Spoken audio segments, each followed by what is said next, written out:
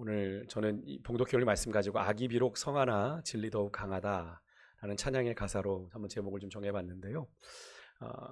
제가 오늘은 좀 짧은 설교를 한번 해보려고. 많이 피곤하시잖아요. 그래서 15분 설교, 20분 설교 한번 도전해. 제가 주일 평소에 원고가 11장에서 14장이에요. 근데 지금은 제가 6장만 딱 해왔습니다. 그러니까 한 절반 정도 되겠죠. 그래서 제가 주일날 좀 달리다 보면 막 빨라지잖아요. 왜냐하면 시간이 12시에 막 다가오면 막 쫓겨요. 예배가 12시에 끝나야 되는데. 그래서 그러는데 그러다 보면 꼭 넘어가더라고요. 그래서 요즘 추세에는 안 맞습니다. 제가 요즘 추세는 1시간만 딱 쌈박하게 예배를 드려야 되거든요. 요즘 현대인들의 삶에는 1시간을 넘으면 안 좋아요. 그런데 사실 저는 개인적으로는 그렇습니다. 뭐 오든 안 오든 뭐 그것 때문에 우리 교회를 못 온다면 모르겠습니다만 저는 예배는 그렇게 구애받지는 않았으면 좋겠다는 생각은 있습니다.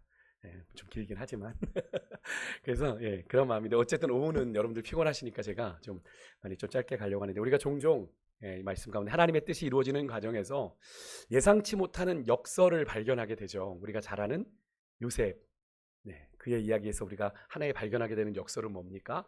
그의 형들은 요셉을 어떤 의도로 팔았습니까?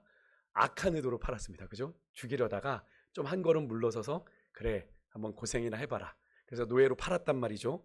노예상에게 팔았는데 하나님은 그것을 어떻게 하셨습니까? 성경의 표현을 가져온다면 선으로 바꾸사.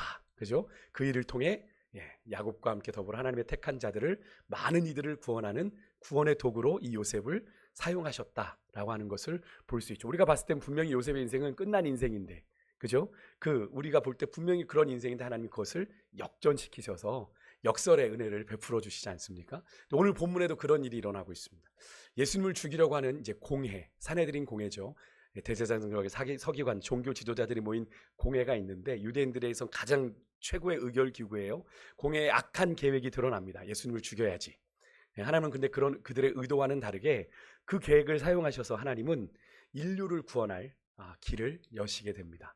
우리 하나님은 인간의 악한 계략까지도 도구로 사용하셔서 당신이 작정하신 뜻을 이루신다. 여러분 믿으십니까? 그래서 우리가 하나님을 신뢰해야 돼요. 우리 눈에 당장 악한 것만 보이고 선한 것 하나 없는 그런 절망적인 상황이 우리가 오전에도 나누었지만 그렇다고 하더라도 우리가 주님의 신실하심을 믿는다면 하나님 합력하여 선을 이루실 줄 믿습니다. 라고 포기하지 말고 우린 기도의 무릎을 계속 하나님 앞에 꿇어야 되는 줄 믿습니다. 오늘 말씀을 통해서 좀 깨닫는 은혜가 있기를 원하는데 그래서 우리가 종종 찬양하는 것처럼 악이 비록 성하여도 우리 눈에는 정말 이 세상에는 악만 가득한 것 같고 악만 바친 것 같고 어디 하나 정말 제대로 된 거 없는 것 같아 보이는 형국이지만 그 가운데서도 진리가 더욱 강함을 우리가 믿음으로 선포하는 가운데 어떤 억울한 상황 속에서도 묵묵히 진리의 길을 걸어가는 여러분과 제가 될 수 있기를 간절히 소망합니다. 악이 비록 성하는 데만 멈추면요 우리도 그걸 포기하게 돼요. 우리 인간의 마음이 그러지 않습니까? 내가 해봤자 무슨 소용이 있어, 그죠? 세상이 이 모양이 이 꼴인데 나만 그렇게 선하면 무슨 의미가 있어? 라는 생각에 우리의 의지가 참 흐트러질 때가 있습니다. 그냥 눈 하나 질끈 감고 나도 적당히 살아가 볼까 하는 마음이 드는데 그래서는 안 된다는 거죠. 왜? 주님께서는 그 상황을 얼마든지 바꾸셔서 당신의 뜻을 이룰 수 있으니까 우리는 그 가운데서 묵묵히 주의 뜻을 찾아 걸어가야 되는 그런 존재인 줄 믿습니다. 오늘 본문은요 우리가 잘 아는 앞에 뭐가 나와요? 죽은 나사로를 살리신 사건이 배경이 되고 있습니다. 주님께서 죽은 나사로를 며칠 만에 나흘 만에 살리시고 일어난 뒤의 일인데요. 45절에 보니까 예수님이 죽은 나사로를 살리시자 많은 사람들이 예수님을 어떻게 했다? 믿었다. 그래요. 믿었다고 얘기합니다. 그러나 46절에 보면 또 어떤 사람들은 그러니까 모두가 예수님을 따랐던 게 아니에요. 어떤 사람들은 그 소식을 또 바리새인들에게 전합니다. 지금 백성들이 저 예수라는 작자를 좀 따릅니다. 뭐 이렇게 얘기하는 거예요. 이에 대제사장들과 바리새인들이 공회를 모으고 고민하는 거예요. 이 예수님이 행하는 표적이 만만치가 않은 거예요. 결국엔 어디까지 갔습니까? 죽은 사람도 살리네? 여기까지 간 거죠. 사실 인간의 한계를 뛰어넘어버리는 죽음이라는 한계를 뛰어넘어버리는 표적까지 행하니까 이들이 고민을 가질 수밖에 없는 거죠. 그들의 고민은 이것이었습니다. 48절에 보니까 많은 사람들이 예수께서 행하시는 많은 표적들로 인해 예수를 믿을 것이고 그죠? 그렇게 되면 지금 이 이스라엘을 다스리고 있는 로마 정부가 개입해서 자신들의 땅과 민족을 막 빼앗아갈 것을 염려했다. 아주 그럴듯한 이유예요. 근데 이 말은 그겁니다. 로마가 그렇게 이제 예수를 따르는 추종자들이 일어나면, 제가 아까도 아침에 말씀드렸지만 마카비 혁명 같은 게 일어났잖아요. 예수를 통해서 또 반란이 일어날까 하여 로마가 이스라엘을 억압해 올 것에 대해서 염려했다는 건데요. 언뜻 보면 이 대제사장과 서기관들이 이스라엘을 상당히 걱정하고 민족을 염려하는 것처럼 보입니다. 그죠? 근데 그것은 어디까지나 표면적인 이유일 뿐, 사실 이들이 정말 염려하는 건 뭡니까? 예수님을 믿고 따르는 이들로 인해서 자신들이 가지고 있는 이 유대 사회 안에 정치적, 종교적 기득권을 가지고 있잖아요. 대제사장, 바리새인이라고 하면 뭐 지금으로 치면 우리나라 하면 국무총리랑 막 이런 거란 말입니다. 그런 사람들이 자신들의 기득권을 빼앗길 만한 존재가 급부상한 거예요. 예수라는 존재가 드러난 겁니다. 그러니까 자기들의 기득권을 잃어버릴 것을 염려해서 사실은 그들이 모인 거예요. 표면적인 건 우리 민족이 이러다간 안 된다 이런 얘기지만 그건 어디까지나 표면적인 이유입니다. 그러니까 이들은 누구보다도 메시아에 대해서 잘 아는 자들이지 않습니까? 이 당시에는 성경이 자유롭게 없었잖아요. 그러니까 이 바리새인과 서기관들이 가르치는 대로, 대제사장들이 가르치는 대로 백성들은 말씀을 받을 수밖에 없었어요. 그런데 이들은 누구보다도 성경을, 구약을 통달한 자들이니까, 메시아에 대한 예언을 잘 아는 자들이기 때문에 사실 지금 이 예수님이 행하시는 이 많은 표적들을 이들이 인정했잖아요. 인정했어요. 그죠? 인정했다면 이 표적들이 가리키고 있는 예수라는 존재에 대해서 이들이 진짜 진지하게 제대로 열린 사람들이라면 정말 메시아인가를 고민하고 이들이 따를지 말지를 고민해야 되는데, 이들이 어떤 생각을 해요? 이 예수님을 죽이려고 한단 말이죠. 왜 그렇습니까? 이들이 가진 게 너무 많아요. 정치적으로, 종교적으로, 물질적으로 가진 게 너무 많은 겁니다. 그러니까 지켜야 될 게 너무 많은 거예요. 그러니까 진리를 따라갈 수가 없는 겁니다. 여러분, 이 이야기를 잘 보셔야 돼요. 지켜야 할 것이 너무 많아서 예수님을 제대로. 그리고 우리가 부자 청년 관원 알잖아요, 여러분. 그죠? 성경에 복음서에 나온 이곳저곳 다 나오는 이 부자 청년 관원. 그 어디서는 뭐 부자라고도 하고 어디는 청년이라고 하고 관원이라고 얘기하는데, 이 사람이 결정적으로 여러분 나면서부터 내가 율법을 다 지켰는데 예수님을 따르지 못했던 이유는 한 가지입니다. 가진 게 많아서 그랬어요. 가진 걸 내려놓을 수가 없었던 거예요.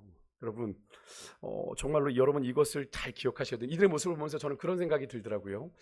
우리가 신약을 늘 묵상하면서 복음서를 묵상할 때마다 우리는 늘 전제를 따라야 될 게 뭐냐면, 예수님을 어떻게 따라갈 것인가를 고민해야 되거든요. 그죠? 왜냐하면 이 복음서는 예수님을 따라가는 이야기니까요.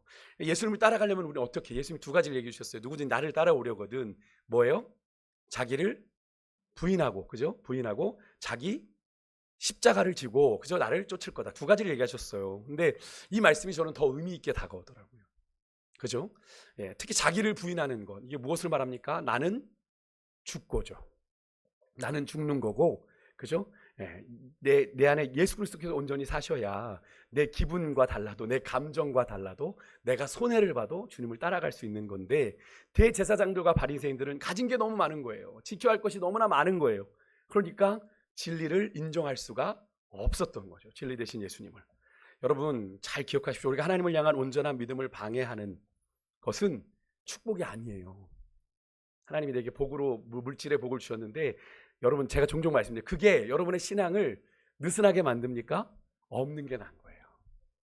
진짜 그래요. 그게 여러분의 신앙을 느슨하게 만들고 하나님과의 관계를 여러분이 느끼실 거예요. 뭐 누가 옆에서 얘기하면 아유 또 저렇게 잔소리하네 뭐 이렇게 얘기하는데, 목회자가 얘기해도 백날 못 듣는 분은 못 들어요. 근데 자기는 알아요. 본인은 압니다. 내가 지금 하나님과의 관계가 예전 같지 않구나. 왜? 내 손에 쥔 게 있으니 예전처럼 주님 앞보다 간절하지가 않은 거예요.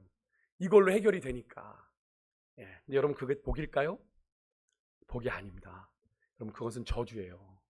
그러니까 하나님이 주신 복이 저주가 되지 않으려면 하나님과의 관계에 문제가 없어야 되는 거예요. 하나님이 주셨어요? 흘려보내. 그럼 흘려보낼 수 있어야 되는 거예요. 내가 움켜쥐면 그건 아닌 거죠. 하나님보다 내가 그걸 더 사랑하는 거니까. 그렇지 않습니까? 그걸 꼭 기억하셔야 돼요.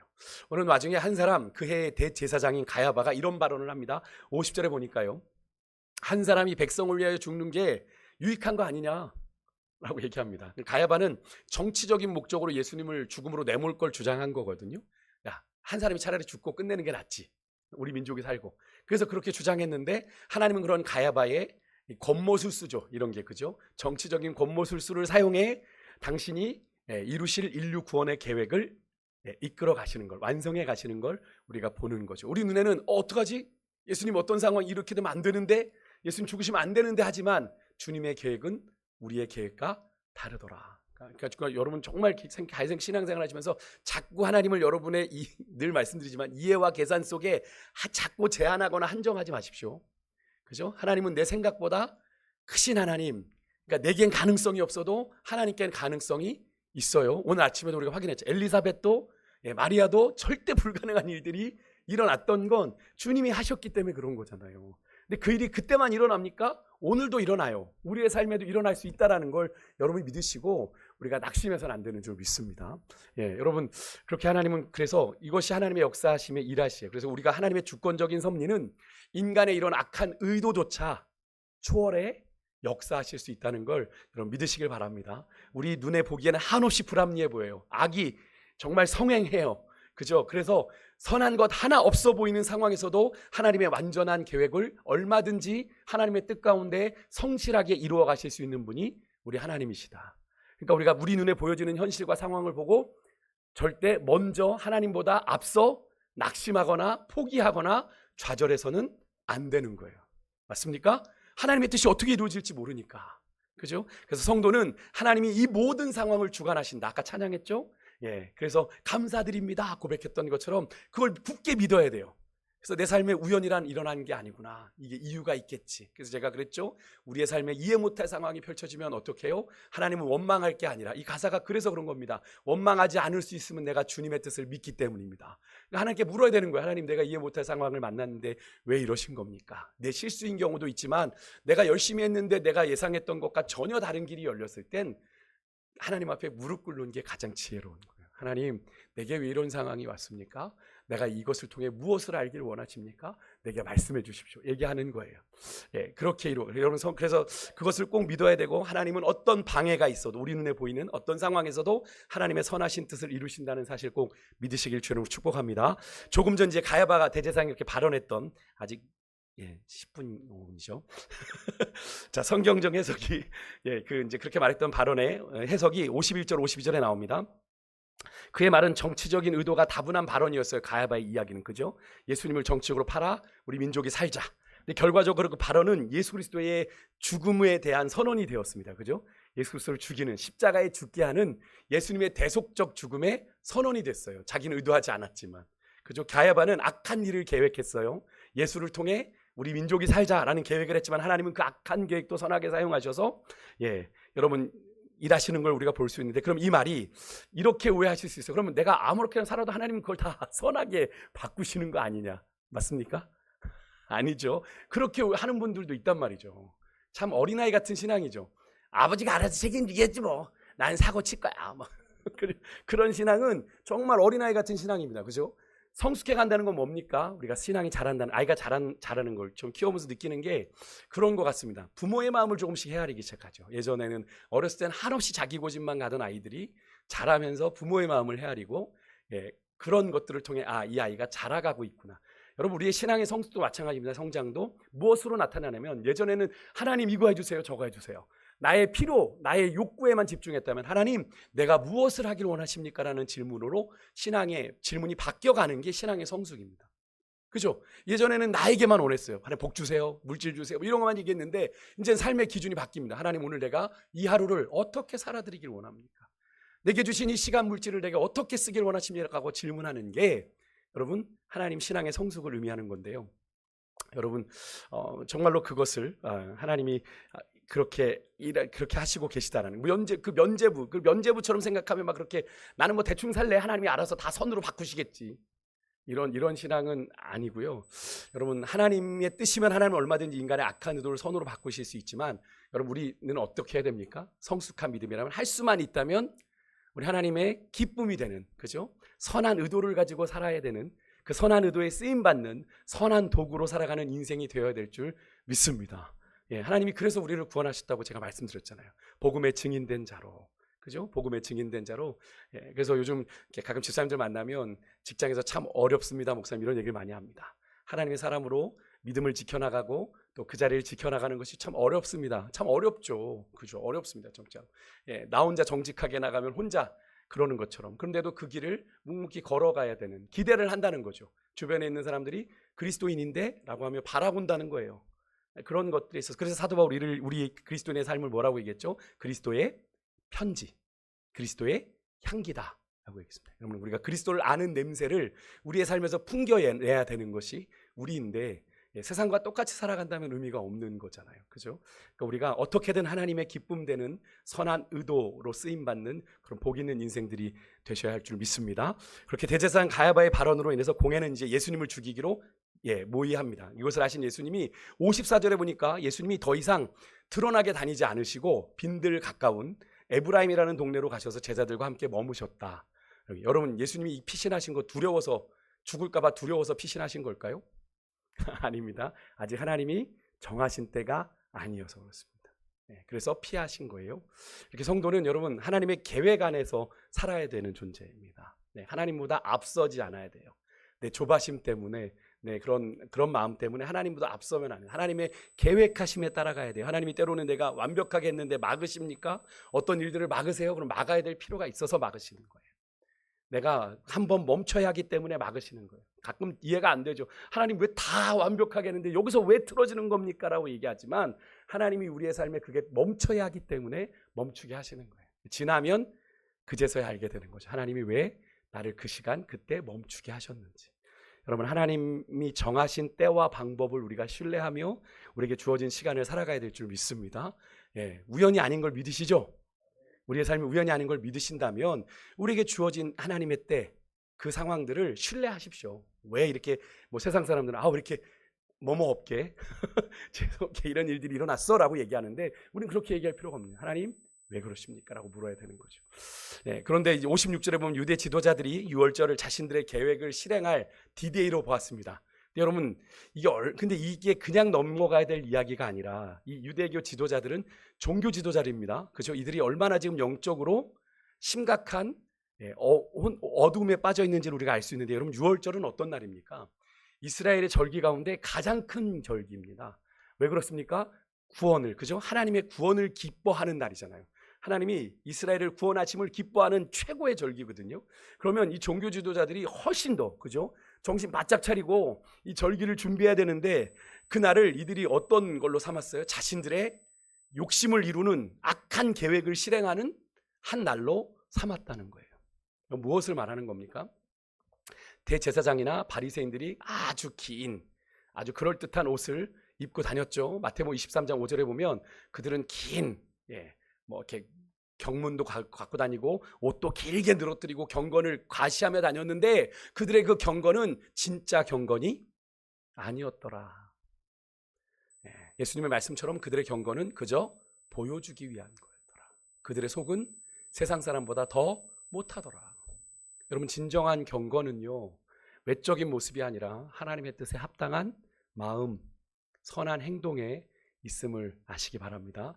그래서 주님은 우리의 마음을 보시는 거예요. 겉으로 아무리 성경책 끼고 할렐루야 이러고 돌아다니도 그게 경건이 아니라 정말 우리의 마음이 하나님 앞에서 정말 합당하게 하나님의 뜻에 합당한 마음, 선한 행동에 있다. 진심으로 사람을 살리는 일에, 우리는 사람을 죽이는 일에 쓰임받는 존재가 아니라 어떻게든 살리는 일에 마음을 쏟고 앞장서야 되는데, 예수님 당시에 이 가장 최고의 종교 지도자들, 대제사장, 바리새인, 가장 최고의 지도자들이거든요. 그런 마음이 전혀 없었어요. 그러니까 어떻게든 자신들의 정치적, 종교적 이 기득권, 이것을 지키고자 자신들의 종교적인 양심을 헌신짝 버리듯 버릴 수 있었던 거죠. 여러분은 어떠십니까? 여러분과 저의 모습은요, 우리의 경건은 진짜입니까?